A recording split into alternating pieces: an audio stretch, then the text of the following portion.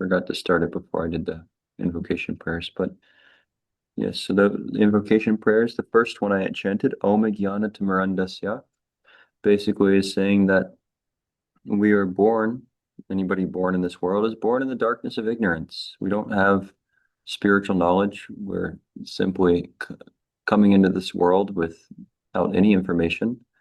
And the knowledge which we do develop is only in relation to the body and those things connected to the body, some extended, our nation, our family, our friends, the things in the mind and body like or dislike. So it's spiritually considered darkness. And therefore, it's saying that I offer my respectful obeisance to the spiritual master who opened my eyes with the torchlight of knowledge. Basically, they've illuminated my vision with spiritual knowledge, and therefore we offer our respects to the spiritual master. And the next two mantras I chanted were specifically offering respects to Srila Prabhupada, who's above here, and because one of them is saying specifically that he is, we offer our respects to him who has taken shelter at the lotus feet of the Lord and is very dear to the Lord. And then again, offering respects that he is the servant of Bhaktivedanta Saraswati Thakur and has come to this part of the world. Srila Prabhupada traveled to America at 70 years old, and he came with just some books and a mission given to him by his spiritual teacher to instill this spiritual message in the Western world and transplant the culture. Actually, we'll be hearing a little bit about this, looking at the cultural background. So Srila Prabhupada came to the Western world, which is mainly influenced by philosophies that are impersonal and voidistic by nature. And what he was giving is a very personal understanding of our relationship with God. So that's Srila Prabhupada, one of his what's known as a pranam mantra, offering obeisances. Okay. So we're reading from chapter 3 today, looking at the cultural background. And for Nicholas, you're the newest one. If you have any questions or any discussion or reflections, if anything resonates with where you're at, what you're experiencing, then you're welcome to just raise your hand or say something, and we can discuss. It's not, you don't have to wait till a certain point, but we can. I'll also take breaks at various points to the reading to check. Okay. So the immortal nectar of the Bhagavad Gita. Through the centuries, India's greatest philosophers and spiritualists have praised the Bhagavad Gita as the distilled essence of the eternal Vedic wisdom. In his meditations on the Bhagavad Gita, versified here, the renowned 6th century philosopher Shankara glorifies the Gita and its divine author Sri Krishna. Although universally celebrated as an impersonalist, here Shankara reveals his devotion to the original personal form of God, Lord Sri Krishna, and Srila Prabhupada elucidates. So this is going to be poetry. I don't know if he actually wrote this in English, because Shankaracharya was he typically would write in Sanskrit, I believe. Anyway, let's see. O Bhagavad Gita, through thy 18 chapters, thou showerest upon man the immortal nectar of the wisdom of the Absolute. O blessed Gita, by thee Lord Krishna himself enlightened Arjuna. Afterward, the ancient sage Vyasa included thee in the Mahabharata, O loving mother, destroyer of man's rebirth, into the darkness of this mortal world. Upon thee I meditate. Solutions to thee, O Vyasa. Thou art of mighty intellect, and thine eyes are large as the petals of the full-blown lotus. It was thou who brightened this lamp of wisdom, filling it with the oil of the Mahabharata. This is the purport of the explanation. Shripad Shankaracharya was an impersonalist from the materialistic point of view, but he never denied the spiritual form known as Satchidananda Vigraha, or the eternal, all-blissful form of knowledge that existed before the material creation. When he spoke of the Supreme Brahman as impersonal, or the Supreme Spirit, he meant that the Lord's Satchidananda form was not to be confused with a material conception of personality. In the very beginning of his commentary on the Gita, he maintains that Narayan, the Supreme Lord, is transcendental to the material creation. The Lord existed before the creation as the transcendental personality, and he has nothing to do with the material personality, or with material personality. Lord Krishna is the same Supreme Personality, and he has no connection with a material body. He descends in his spiritual eternal form, but foolish people mistake his body to be like ours. Shankara's preaching of impersonalism is especially meant for teaching foolish persons who consider Krishna to be an ordinary man composed of matter. No one would care to read the Gita if it had been spoken by a material man, and certainly Vyasadeva would not have bothered to incorporate it into the history of the Mahabharata. According to the above verses, the Mahabharata is the history of the ancient world, and Vyasadeva is the writer of this great epic. The Bhagavad Gita is identical with Krishna, and because Krishna is the absolute Supreme Personality of Godhead, there is no difference between Krishna and his words. Hey, Antonio is here. Hare Krishna. Hare Krishna. Hare Krishna, Antonio. Hare Hans, Hare Krishna. Hare Krishna, Antonio. Hey. Okay. Therefore, the Bhagavad Gita is as worshipable as Lord Krishna himself, both being absolute. One who hears the Bhagavad Gita, as is, actually hears the words directly from the lotus lips of the Lord. But unfortunate persons say that the Gita is too antiquated for the modern man, who wants to find out God by speculation or meditation. The next verse here is, I salute thee, O Krishna, O thou who art the refuge of ocean-born Lakshmi, and all who take refuge at thy lotus feet. Thou art indeed the wish-fulfilling tree for thy devotee. Thy one hand holds a staff for driving cows, and thy other hand is raised, the thumb touching the tip of thy forefinger, indicating divine knowledge. Salutations to thee, O Supreme Lord, for thou art the milker of the ambrosia of the Gita. Purport. Sripad Shankaracharya explicitly says, you fools, just worship Govinda, and that Bhagavad Gita spoken by Narayan himself. Yet foolish people still conduct their research work to find out Narayan. Consequently, they are wretched, and they waste their time for nothing. Narayan is never wretched or daridra. Poor. Daridra means poor. Rather, he is worshipped by the goddess of fortune, Lakshmi, as well as by all living entities. He says that because there's a group of persons who basically they developed this idea that everyone is God, and therefore the poor man on the street, like you see sometimes persons living on the street, and they're saying that these are Daridra Narayan or poor Narayan. Narayan's the name of God, and therefore they tried to emphasize serving just anybody basically who's in a downtrodden position, and it being just as good as serving God. And it's good. We should learn to recognize and see that God's in everyone's heart, but to consider God to be in a poor position is not a very intelligent perception or perspective. So it just means they didn't really understand the message of the Bhagavad Gita. So it's saying that he's worshipped by the goddess of fortune, the Supreme Lord is, as well as by all living entities. Shankara declared himself to be Brahman, but he admits Narayan or Krishna to be the Supreme Personality, who is beyond the material creation. He offers his respects to Krishna as the Supreme Brahman or Para Brahman. Para means like the supreme or great, the greatest. Because he, Krishna, is worshipable by everyone.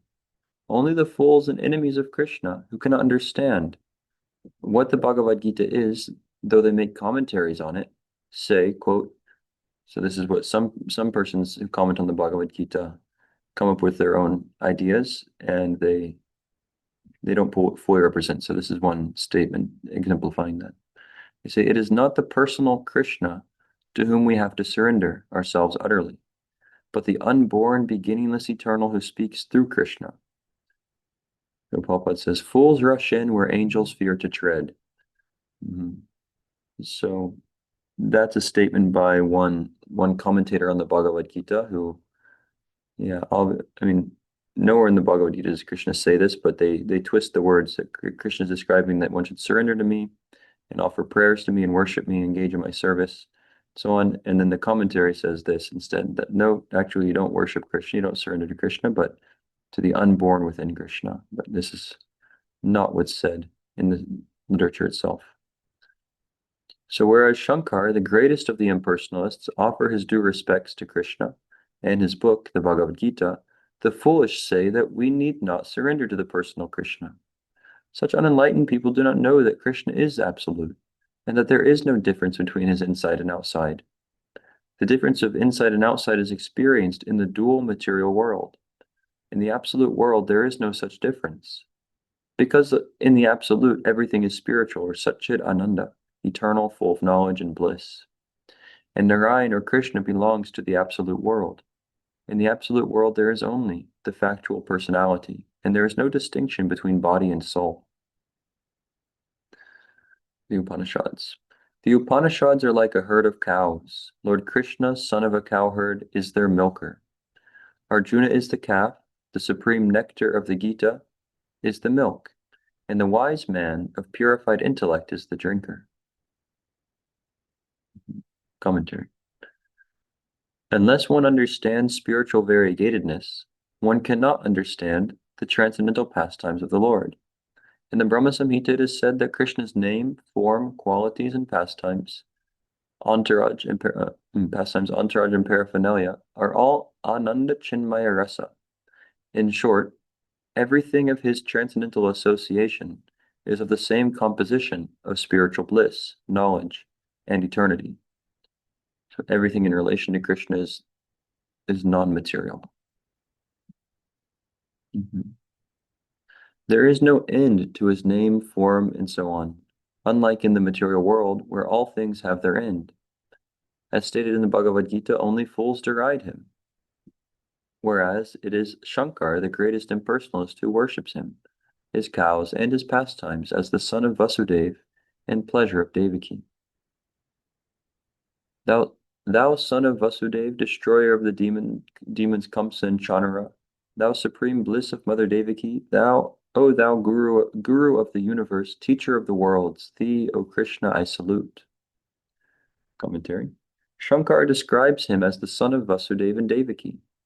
Does he mean thereby that he is worshipping an ordinary material man? He worships Krishna because he knows that Krishna's birth and activities are all supernatural. As stated in Bhagavad Gita 4:9, Krishna's birth and activities are mysterious and transcendental, and therefore only the devotees of Krishna can know them perfectly. Shankara was not such a fool that he would accept Krishna as an ordinary man and at the same time offer him all devotional obeisances, knowing him as the son of Devaki and Vasudeva. And just for more context, Shankara in Indian philosophy, he appeared about somewhat over 1,000 years ago, and he's considered, in terms of Vedic Vedanta, he's a very great and prominent personality, and very sharp. His intellect and his ability, his spiritual power is very, very advanced. And he was Shankara, according to the Shiva Purana and various places, he is an appearance of, or you could say an incarnation or a avatar or incarnation of Lord Shiva, who came with a specific purpose. So he's not an ordinary human being. He came with a mission to present a philosophy at a specific time, and therefore he's held in very high regard. So that's why his poetry is his poem is being analyzed like this, because those who know of him would see this as a very authoritative person to hear from. Okay. According to the Bhagavad Gita, only by knowing the transcendental birth and activities of Krishna can one attain liberation by acquiring a spiritual form like Krishna's. There are 5 different kinds of liberation. One who merges into the spiritual aura of Krishna, known as the impersonal Brahman effulgence, does not fully develop his spiritual body. But one who fully develops his spiritual existence becomes an associate of Narayan or Krishna in different spiritual abodes or abodes. One who enters into the abode of Narayan develops a spiritual form exactly like Narayan's, four-handed. And one who enters into the highest spiritual abode of Krishna, known as Goloka Vrindavan, develops a spiritual form of two hands like Krishna's. Shankara, as an incarnation of Lord Shiva, I didn't have to say it, Srila Prabhupada did, knows all these spiritual existences, but he did not disclose them. Hare Krishna. He did not disclose them to his then Buddhist followers because it was impossible for them to know about the spiritual world. Lord Buddha preached that the void is the ultimate goal. So how could his followers understand such spiritual variegatedness? Therefore, Shankara said, Brahma Satya Jagan Mitya, or material variegatedness is false, but spiritual variegatedness is fact. In the Padma Purana, Lord Shiva has admitted that he had to preach, Padma Purana, had to preach the philosophy of Maya, or illusion, in the Kali Yuga, as another edition of the word void philosophy of Buddha. As another edition of the void philosophy of Buddha. He had to do this by the order of the Lord for specific reasons. He disclosed his real mind, however, by recommending that people worship Krishna, for no one can be saved simply by mental speculations composed of word jugglery and grammatical maneuvers. Shankara further instructs, Bhajagovindam, Bhajagovindam, Bhajagovindam madhumate, samprapte sanihite kale, nahi rakshati dukrinkarne. You intellectual fools, just worship Govinda. Just worship Govinda. Just worship Govinda. Your grammatical knowledge and word jugglery will not save you at the time of death. Of that terrifying river of the battlefield of Kurukshetra, over which the Pandavas victoriously crossed, Bhishma and Drona were like the high banks, Jayadratha like the river's water. The king of Gandhara, the blue water lily, Shalya, the shark, Kripa, the current, Karna, the mighty waves, Ashwatthama and Vikarna, the dread alligators, and Duryodhana, the very whirlpool. But thou, O Krishna, wast the ferryman. Okay, for most of this, probably, unless you read the Bhagavad Gita a few times, these names will probably be pretty far out. May the spotless lotus of the Mahabharata, which grows on the waters of the words of Vyasa, and of which the Bhagavad Gita is the irresistibly sweet fragrance, and its tales of heroes, the full-blown petals, fully opened by the talk of Lord Hari, who destroys the sins of Kali Yuga, and on which daily light the nectar-seeking souls, like so many bees swarming joyously. May this lotus of the Mahabharata bestow on us the highest good. Salutations to Lord Krishna, the embodiment of supreme bliss, by whose grace and compassion the dumb become eloquent and the lame scale mountains. Him I salute. Comment purport. Foolish followers of foolish speculators cannot understand the meaning of offering salutations to Lord Krishna, the embodiment of bliss. Shankara himself offered his salutations to Lord Krishna so that some of his intelligent followers might understand the real fact by the example set by their great master Shankara, the incarnation of Lord Shiva. But there are many obstinate followers of Shankara who refuse to offer their salutations to Lord Krishna and instead mislead innocent persons by injecting materialism into the Bhagavad Gita and confusing innocent readers by their commentaries. And consequently, the readers never have the opportunity to become blessed by offering salutations to Lord Krishna. The cause of all causes. The greatest disservice to humanity is to keep mankind in darkness about the science of Krishna, or Krishna consciousness, by distorting the sense of the Gita. Salutations to that supreme shining one, whom the creator Brahma, Varuna, Indra, Rudra, Marut, and all divine beings praise with hymns, whose glories are sung by the verses of the Vedas, of whom the singers of Sama sing, and of whose glories the Upanishads proclaim in full choir, whom the yogis see with their minds absorbed in perfect meditation, and of whom all the hosts of gods and demons know not the limitations. To him, the supreme God, Krishna, be all solutions, our salutations. Him we salute, him we salute, him we salute. It'd be nice to read this actual Sanskrit to this. I don't know this translation. Purport. By recitation of the 9th verse of this meditation, quotation from the Srimad Bhagavatam, quoted from the Srimad Bhagavatam, Shankara has indicated that Lord Krishna is worshipable by one and all, including himself. He gives hints to materialists, impersonalists, mental speculators, void philosophers, and all other candidates subjected to the punishment of material miseries. Just offer salutations to Lord Krishna, who is worshipped by Brahma, Shiva, Varuna, Indra, and all other demigods. He has not mentioned, however, the name of Vishnu, because Vishnu is identical with Krishna. The Vedas and the Upanishads are meant for understanding the process by which one can surrender unto Krishna. The yogis try to see him, Krishna, within themselves by meditation. In other words, it is for all the demigods and demons who do not know where the ultimate end is that Shankara teaches, and he especially instructs the demons and the fools to offer salutations to Krishna and his words, the Bhagavad Gita, by following in his footsteps.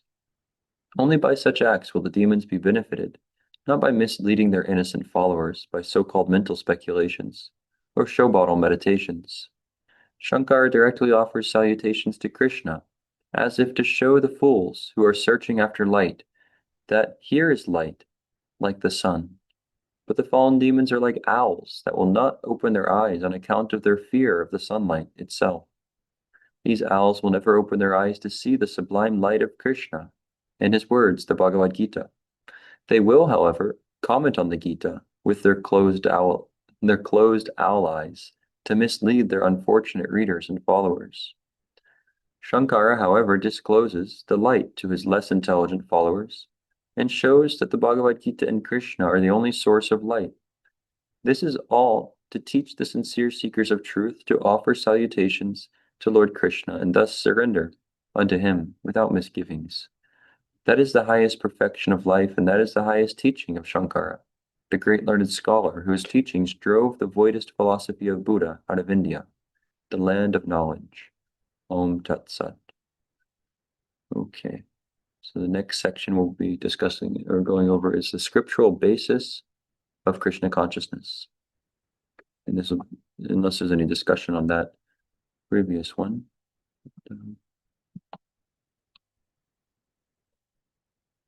Okay. So the scriptural basis of Krishna consciousness, this is on January 11th of 1970, an article in the Los Angeles Times reported that faculty members at the University of California at Berkeley, UC Berkeley, including Dr. J.F. Stahl, professor of philosophy and South Asian languages, had turned down a request to grant credit for an experimental course in Krishna consciousness to have been taught by Hans Carey, president of the Hare Krishna Movement's Berkeley Center. In rejecting the proposed course, Dr. Stahl suggested that the devotees spend too much time chanting to develop a philosophy. When the article came to the attention of Srila Prabhupada, the founder and spiritual master of the Hare Krishna movement, he initiated an unusual correspondence with the renowned professor. Okay.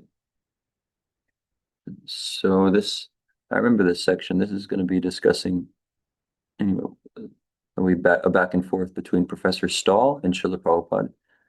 And it will be a little technical, so stay put. Dr. J.F. Dr. J.F. Stahl, professor of philosophy and Near Eastern or Sikh languages at UC Berkeley or SIC Berkeley, and an instructor in Indian philosophy, believes that the Krishna sect is an authentic Indian religion and that its adherents are sincere. He attributes the society's rapid increase in members to the tendency of today's younger generation to reject organized church-going, while at the same time searching for fulfillment of a belief system in mysticism, or a belief in mysticism. Quote, he points out, however, that persons who turn away from Christianity, Mohammedanism, and Judaism have usually lost faith with the personal God of those religions and are looking for a mystical religion without absolutes. These people in the Krishna consciousness movement have turned to Hinduism, but curiously, it is a cult that is highly personalistic, Stahl said, They accept a personal God, Krishna, and Christianity has that. I feel that they have transferred some of their Christian background to a Hindu sect. He also feels that they spend too much time chanting to develop a philosophy. On these grounds, he and others on the faculty turned down their request to grant credit for an experimental course in Krishna consciousness that will be taught during the winter quarter by Hans Kering, president of the sect's Berkeley Temple. Interesting. Okay, so those were his doubts, that he was presenting his doubts, and Srila Prabhupada's going to respond. Srila Prabhupada's letter to the Los Angeles Times, January 14th, 1970. Editor.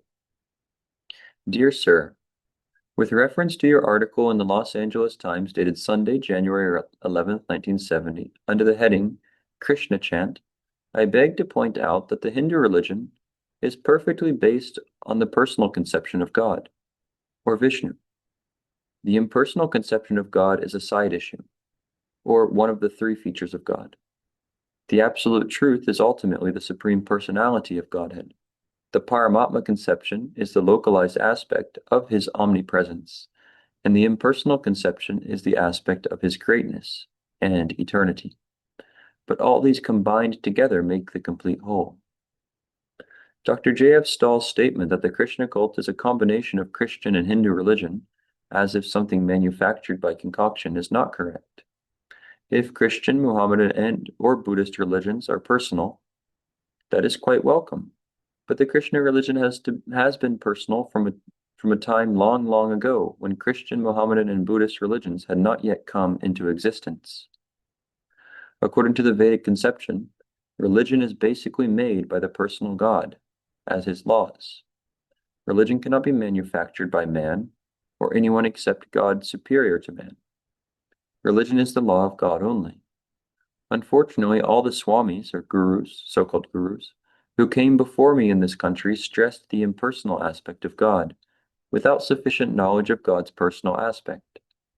In the Bhagavad Gita, therefore, it is said that only less intelligent persons consider that God is originally impersonal, but assumes a form when he incarnates. Yeah, Krishna says less intelligent people think this.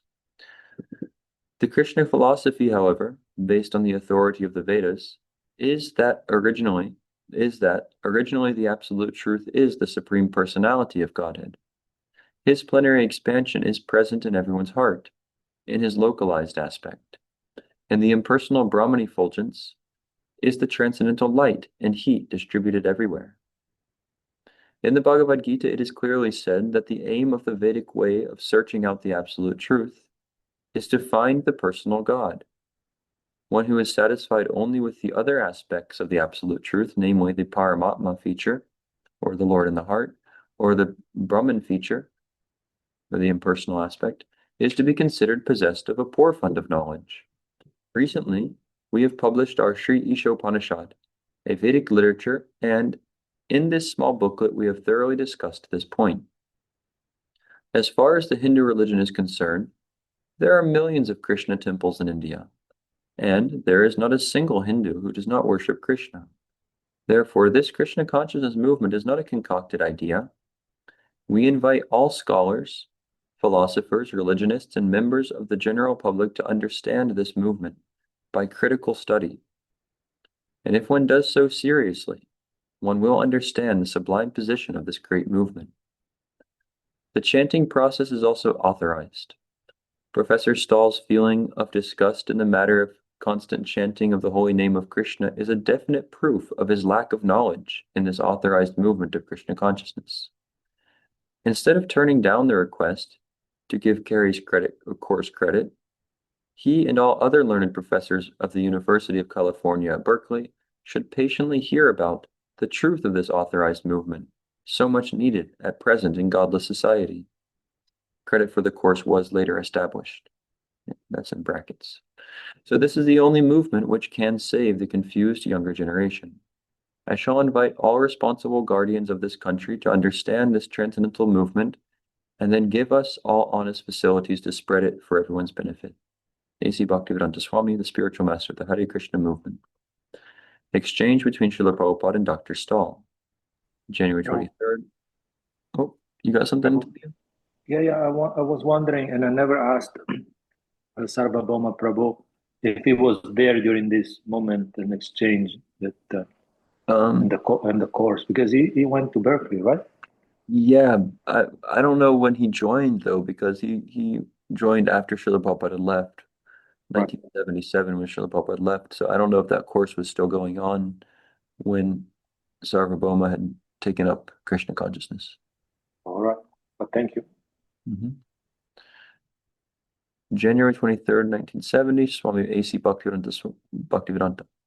Dear Swamiji, thank you very much for sending me a copy of your letter to the Los Angeles Times, now also published in the Daily Californian. I think you will agree with me that apart from publicity, little is gained by discussing religious or philosophic issues through interviews and letters in the press. But allow me to make two brief observations. First, I know that devotion to Krishna is old, though definitely not as old as the Vedas. Okay, these are his. So in this, we're going to hear his opinions, which may or may not be scripturally found. So we'll just continue. And has never been influenced by Christianity, Islam, or Judaism. I never referred to Buddhism in this connection. The differences between the personal and impersonal are relatively vague, but adopting this distinction for simplicity, I express surprise at seeing people who have grown up in a Western culture which stressed the personal take, which stresses the personal, take to an Indian cult which does the same. I am less surprised when people who are dissatisfied with Western monotheism take to an Indian philosophy which stresses an impersonal absolute. Second, I never expressed nor felt disgust at the chanting of the name of Krishna. I am not only not irritated at it, like some people, but I rather like it. But it is an indisputable fact, okay, that the Bhagavad Gita, not to mention the Vedas, does not require such constant chanting. The Gita deals with quite different subjects, which I treat at some length in my courses on the philosophies of India. Thank you, yours sincerely, Professor of Philosophy in South Asian Languages, or J.F. Stahl, Professor of Philosophy of South Asian Languages. And then Srila Prabhupada will quote back because some of his statements were incorrect. January 30, 1970, J.F. Stahl, Professor of Philosophy. Okay, I'm not going to read that. My dear Professor Stahl, I thank you very much for your kind letter dated January 23rd, 1970. In the last paragraph of your letter, you have mentioned that you are not irritated at the chanting of the Hare Krishna mantra, like some people, but rather like it. This has given me such much satisfaction, and I am sending herewith a copy of our magazine Back to Godhead, issue number 28, in which you will find how the students at a program at Ohio State University liked this chanting of the Hare Krishna mantra, although all of them were neophytes to this cult of chanting. Actually, this chanting is very pleasing to the heart and is the best means of infusing spiritual consciousness or Krishna consciousness into the hearts of people in general. This is the easiest process of spiritual realization and it is recommended in the Vedas. In the Brihadaranyaka Purana, it is clearly stated that it is only chanting of the holy name of Hari, Krishna, that can save people from the problems of materialistic existence. And there is no other alternative in this age of Kali. Western culture is monotheistic, but Westerners are being misled by impersonal Indian speculation. The young people of the West are frustrated because they are not diligently taught about monotheism. They are not satisfied with this process of teaching and understanding. The Krishna consciousness movement is a boon to them because they are being really trained to understand Western monotheism under the authoritative Vedic system. We do not simply theoretically discuss, rather we learn by the prescribed method of Vedic regulations. But I am surprised to see that in the last paragraph of your letter you say, quote, "It is an indisputable fact that the Bhagavad Gita, not to mention the Vedas, does not require such constant chanting," end quote. I think that you have missed the following verse in the Bhagavad Gita, apart from many other similar verses. Satatam kirtayanto mam yatantascha dhritavrataha namasyantascha mam bhaktya nitya yukta upasate. That's what came to my mind when I heard him say that. 9:14. Jai Shri. The engagement of the great souls, freed from delusion and perfect in their realization of God, is described here. Satatam kirtayanto mam. They are always satatam, chanting kirtayanta, my glories, and nitya yukta, upasate, always worshiping me, Krishna. So I do not know how you can say indisputable. And if you want references from the Vedas, I can give you many. In the Vedas, the chief transcendental vibration, Omkara, is also Krishna. Pranava Omkara is the divine substance of the Vedas. Following the Vedas means chanting the Vedic mantras, and no Vedic mantra is complete without Omkara. In the Mandukya Upanishad, Omkara is stated to be the most auspicious sound representation of the Supreme Lord. This is also confirmed again in the Atharva Veda. Omkara is the sound representation of the Supreme Lord, and is therefore the principal word in the Vedas. In this connection, the Supreme Lord Krishna says, Pranava Sarva Vedeshu. I am the syllable. Om. In all the Vedic mantras. Yeah. Furthermore, in Bhagavad Gita, chapter 15, verse 15, 15, Krishna says, I am seated in everyone's heart. By all the Vedas I am to be known. I am the compiler of Vedanta. Vedanta means the end of all knowledge. And I know the Veda, or I know Veda as it is. The Supreme Lord seated in everyone's heart is described in both the Mundaka and Shvetashvatara Upanishads. Dvasuparna Sayujya Sakaya. The Supreme Lord and the individual soul are sitting in the body like two friendly birds in a tree. One bird is eating the fruits of the tree, or reactions to material activities, or karma, and the other bird, the supersoul, is witnessing. The goal of Vedantic study, therefore, is to know the Supreme Lord Krishna. This point is stressed in Bhagavad Gita, chapter 8, verse 13, where it is stated that by the mystic yoga process, ultimately vibrating the sacred syllable Om, one attains his supreme spiritual planet. In the Vedanta Sutras, which you have certainly read, the fourth chapter, Adhikarana 4, Sutra 22, states positively, Anavriti Shabdat, by sound vibration. By sound vibration, one becomes liberated. Well, by devotional service, by understanding well the Supreme Personality of Godhead, one can go to his abode and never come back again to this material condition. How is it possible? The answer is simply by chanting his name constantly. This is accepted by the exemplary disciple Arjuna, who has perfectly learned the conclusion of spiritual science from the Yogeshwara, the master of mystic knowledge, Krishna. Recognizing Krishna to be the supreme Brahman, Arjuna addresses him, Stani Hrishikesha. The world becomes joyful hearing your name, and thus do all become attached to you. Bhagavad Gita 11:36. The process of chanting is herein authorized as the direct means of contacting the Supreme Absolute Truth, the personality of Godhead. Simply by chanting the holy name Krishna, the soul is attracted to the Supreme Person Krishna to go home back to Godhead. In the Narada Pancharatra, it is stated that all the Vedic rituals, mantras, and understanding are compressed into the 8 words Hare Krishna, Krishna Krishna, Hare Hare. Similarly, in the Kali Santarana Upanishad, it is stated that these 16 words, Hare Krishna, Krishna Krishna, Hare Hare, Hare Rama, Rama Rama, Hare Hare, are especially meant for counteracting the degrading and contaminating influence of this materialistic age of Kali. All these points are elaborately presented in my book, Teachings of Lord Chaitanya. The process of chanting is, therefore, not only the sublime method for practical perfection of life, but the authorized Vedic principle, inaugurated by the greatest Vedic scholar and devotee, Lord Chaitanya, whom we consider an incarnation of Krishna. We are simply following in his authorized footsteps. The scope of the Krishna consciousness movement is universal. The process for regaining one's original spiritual status of eternal life, full with bliss and knowledge, is not abstract, dry theorizing. Spiritual life is not described in the Vedas as theoretical, dry, or impersonal. The Vedas aim at the inculcation of pure love of God only, and this harmonious conclusion is practically realized by the Krishna consciousness movement or by chanting the Hare Krishna mantra.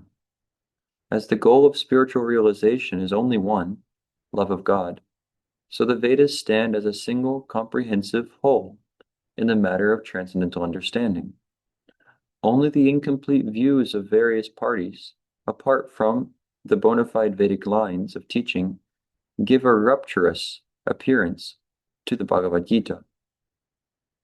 The reconciliative factor, adjusting all apparently diverse propositions of the Vedas, is the essence of the Veda, or Krishna consciousness, love of God.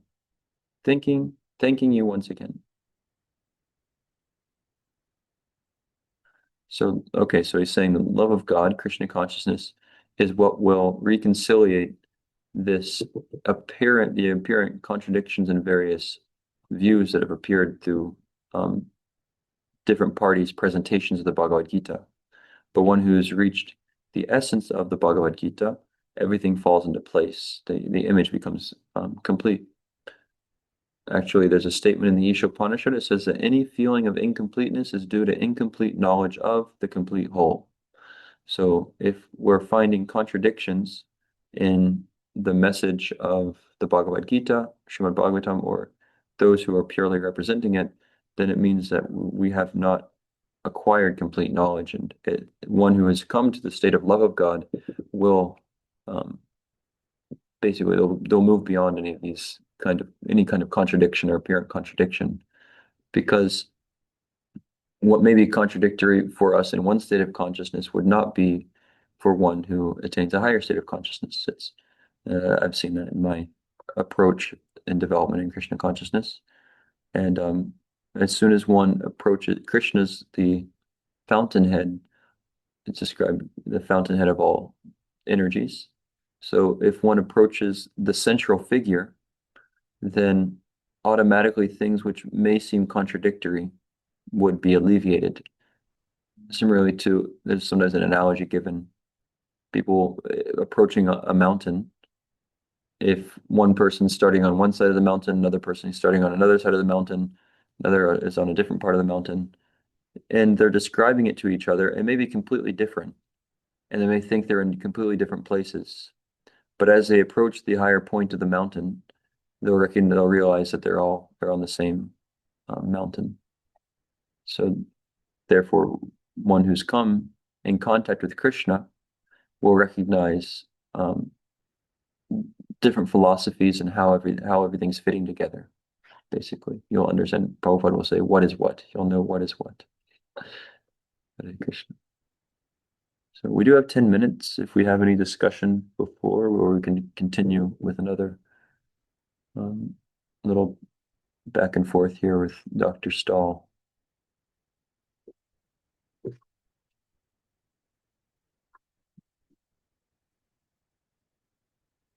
Hey, we knocked him dead tonight. Hare Krishna. No, let's keep reading the back and forth. Okay. February 8th, 1970. Dear Swamiji, thank you very much for your kindness in sending me your long and interesting, he said long and interesting letter, January 30th, together with the last issue of Bhagavad Gita.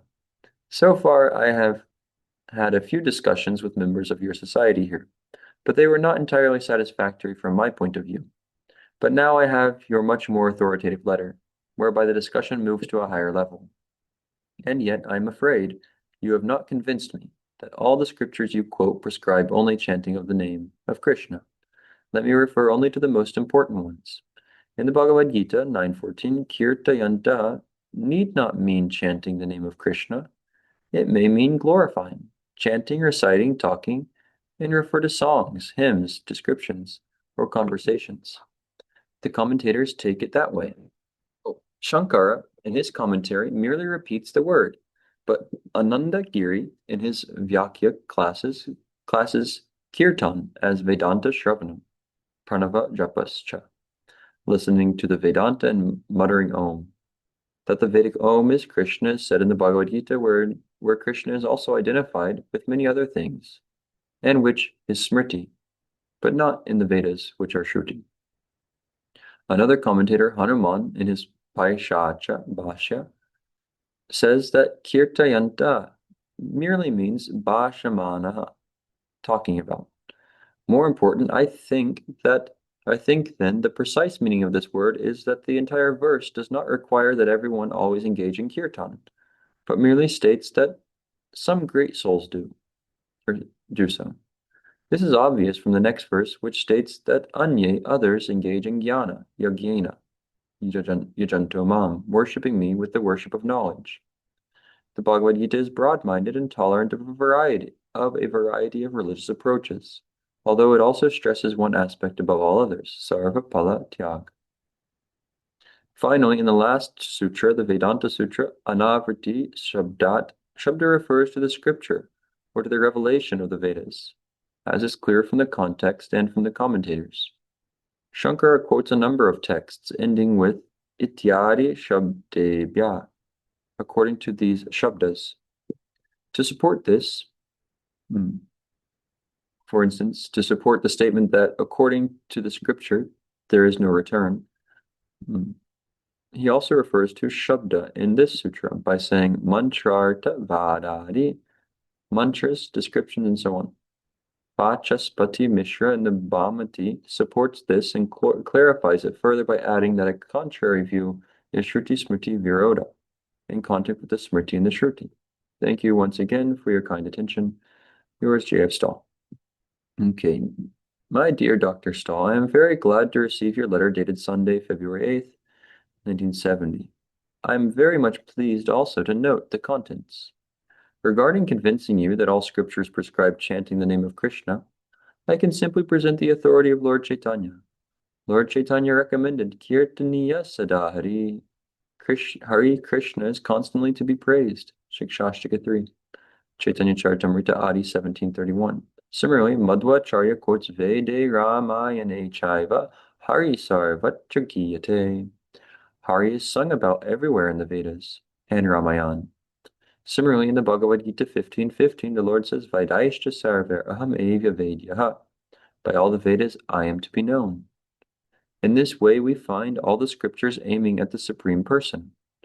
In the Rig Veda 1:22-20, the mantra is Om Tad Vishnu Paramam Padam Sada Pashyanti Surya.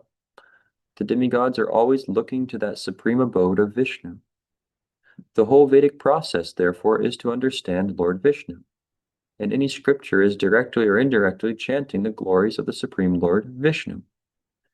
Regarding the Bhagavad Gita, verse 9.14, Kirtayanta certainly means glorifying, chanting, reciting, and talking, as you have said. But glorifying, chanting, or reciting about whom? It is certainly Krishna. The word used in this connection is mam, me. Therefore, we do not disagree when a person glorifies Krishna, as Shukadev did in the Srimad Bhagavatam. This is also kirtan. The highest among all Vedic literatures is the proper place. The highest among all Vedic literatures is the proper place for such glorification of the Supreme Lord Krishna. And this is to be well understood from the verse. Nigamakalpataror galitam palam shukamukadam. Nigamakalpataror galitam palam shukamukadamrit dadriva samyutam. Pibita Bhagavatam Rasa Alayam Muhuaho Rasika Bhuvi Bhavuka. Bhagavatam 113. O expert and thoughtful men, relish Srimad Bhagavatam, the mature fruit of the desired tree of Vedic literatures. It emanated from the lips of Sri Shukadev Goswami. Therefore, this fruit has become even more tasteful, although its nectarian juice was already relishable for all, including liberated souls. It is said that Maharaj Parikshit attained salvation simply by hearing, and similarly, Shukadev Goswami attained salvation simply by chanting. In our devotional service, there are 9 different methods for achieving the same goal, love of God, Godhead. And the first process is hearing. This hearing process is called Shruti. The next process is chanting. The chanting process is Smriti. We accept both Shruti and Smriti simultaneously. We consider Shruti the mother and Smriti the sister. Shruti is hearing, Smriti is chanting, or sometimes called remembering. Because a child hears from the mother and then again learns from the sister by description. Shruti and Smriti are two parallel lines. Srila Rupa Goswami therefore says, Shruti Smriti Puranadi Pancharatra Vidim Vina Akantiki Harir Bhaktir Utpatayaiva Kalpate. That is, without reference to Shruti, Smriti, Puranas, and Pancharatras, unadulterated devotional service is never achieved. Therefore, anyone who shows a devotional ecstasy without reference to the Shastras, the Vedic scriptures, simply creates disturbances. On the other hand, if we simply stick to the Shrutis, then we become Veda Vadarata. That means engaged in merely nothing and mouthing the words of the scriptures, but not understanding or practicing them. Okay, that's a Veda Vadarata. We are not very much appreciated in the Veda Vadaratas are not very much appreciated in the Bhagavad Gita. That's persons who just basically mechanically recite scripture or the mantras, but they don't know what they really mean and they're not applying them. Therefore, Bhagavad Gita, although Smriti, is the essence of all Vedic scripture. Sarva Panishado Gavaha. It is just like a cow which is delivering the milk, or the essence of all the Vedas and Upanishads, and all the Acharyas, including Shankaracharya, accept the Bhagavad Gita as such. Therefore, you cannot deny the authority of the Bhagavad Gita because it is Smriti. That view is Shruti Smriti Viroda, in conflict with the Smriti and the Shruti, as you have correctly said. Regarding Anandagiri's quotation that Kirtan means Vedanta Shravanam, Pranava Japascha, listening to the Vedanta, and muttering Om, the knower of Vedanta is Krishna, and he is the compiler of Vedanta. He is Veda Vit and Vedanta Krit. That's a reference to the 15th verse of 15th chapter. So where is there a greater opportunity for Vedanta Shravana than to hear it from Krishna? Regarding the next verse in which it is mentioned that Jnana Yagyena Yajanto Mam, the object of worship is Krishna, as indicated by Mam, me, as Krishna says, the process is described in the Ishopanishad 11, mantra 11. Vidyam cha vidyam chayas tadvedo bhayam saha avidyaya mrityam tirtva vidyaya mritam ashnute. Only one who can learn the process of nescience or ignorance and that of transcendental knowledge side by side can transcend the influence of repeated birth and death and enjoy the full blessings of immortality. Let's see how much further there is to go. Okay, he wrote a long response. I don't know if I want to. Oh my gosh, he really. Srila Prabhupada wrote Dr. Stahl, little book here. It's nice. Okay. So I think we'll pause for if there's any discussion, realization, if this was relevant in any way. This part of the book can be a little technical, and I hope that still everybody got something beneficial. It's interesting how Prabhupada really instruct in a loving way this person. Mm-hmm. Yeah. What happens also Oh, movement, you find the devotees that your audio is a little low. Oh, sorry. No? Hello? Hello? Can you hear me? Yeah, you're a little better now. Okay. And so did you catch the first part what I said? I heard you say that he was very lovingly instructing, and then I didn't hear too much after that. Yeah, so he took the time to patiently instruct this very easy and simple way, even though professor, you're Prabhupada. Yeah. Just outlining the basic. Yeah, he's doing it very nicely. Especially, I think Srila Prabhupada was happy to receive a letter from someone who had some knowledge of Sanskrit and had looked into the matter to some degree.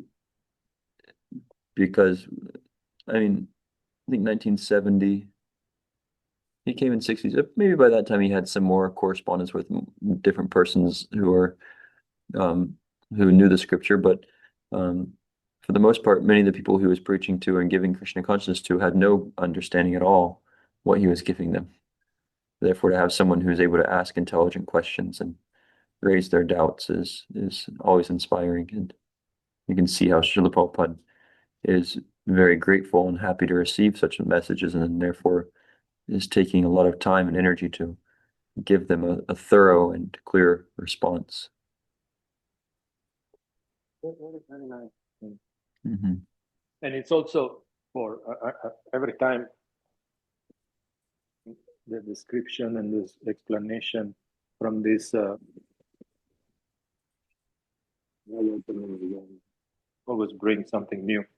Mm-hmm. And so anyway, to let that know. Thank you. All right. Oh, Anybody else got anything?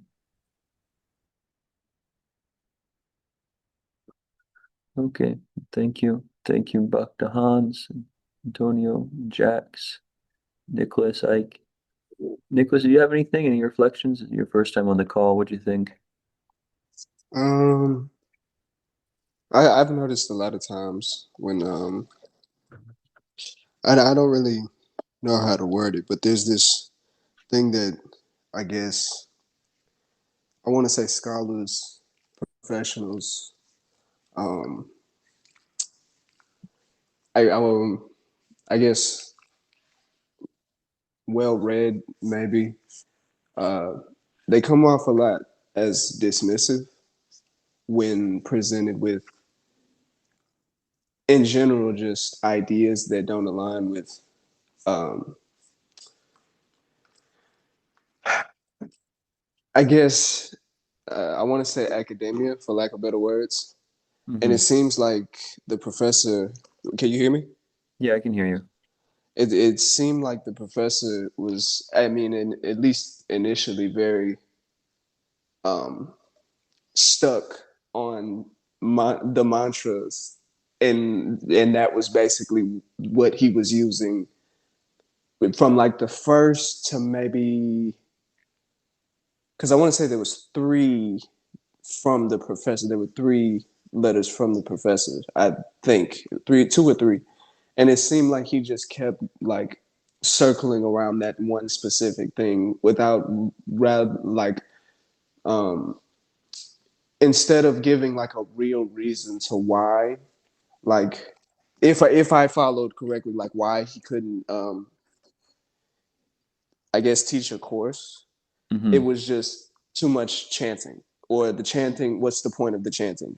Yeah, he doesn't understand it. And yeah, and he was trying to there will be further discussion, but he's trying to defend his position on that. But Srila Prabhupada's actually agreeing with him that yes, actually these words do mean what you're saying, but also we should see what is the conclusion though. It's not we shouldn't get like you're saying, just focus on one little thing, but see the broader perspective and see what's being said throughout the Vedic literatures, and therefore to glorify Krishna and his name is actually the conclusion of the Vedas.